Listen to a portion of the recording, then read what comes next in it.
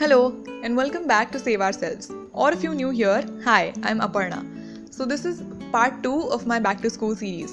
In part 1, I took you through my entire organization system for college, and if you haven't checked that out yet, it is linked in the description below and in the cards above.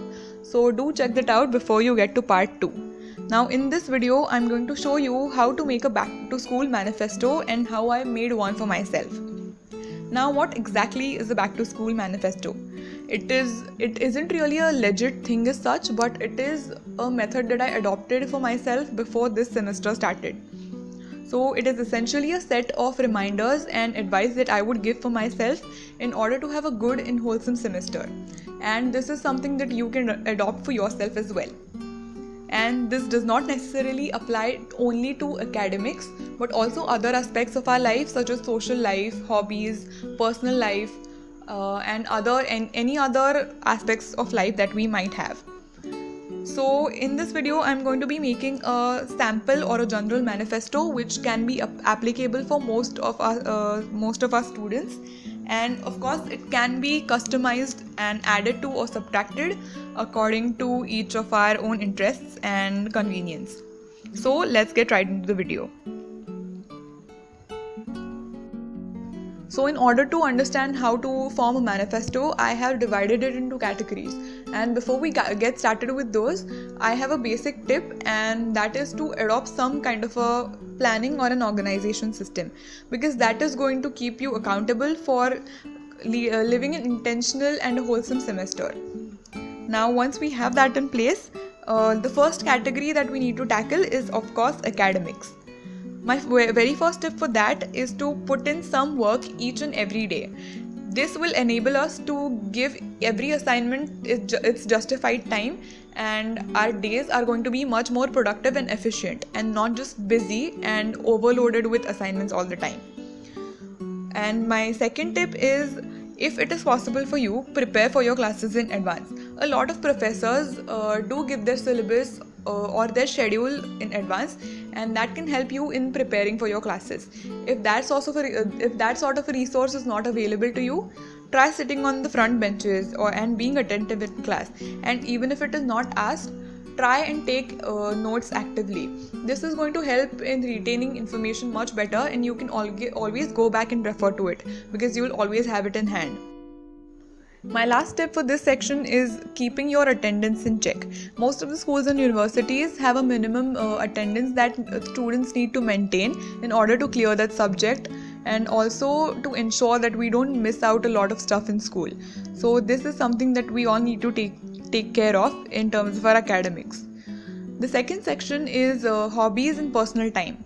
So one advice that I have is setting a realistic frequency for your hobbies so that you don't end up forgetting them, but you also end up doing them whenever possible.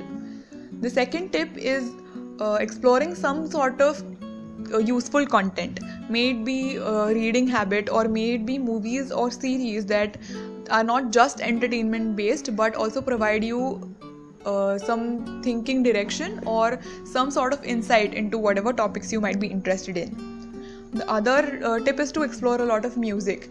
Now, fortunately, the kind of work that I am assigned allows me to listen to music side by side, and that is something that I'm really looking forward to in this semester. The most important tip, I think, in this section is to allow yourself to have breaks and downtimes.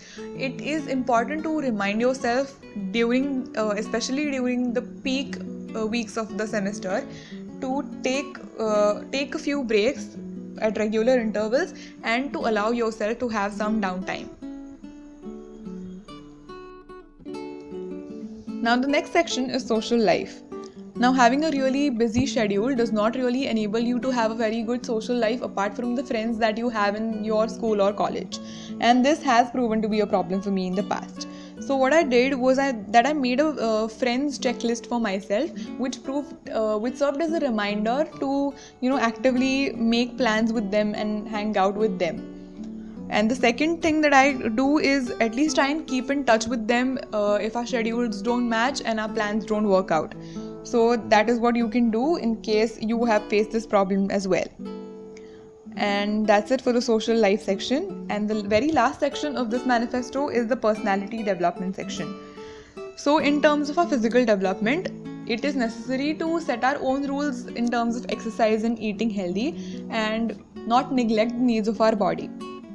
The second important thing for students is to keep our expenses in check.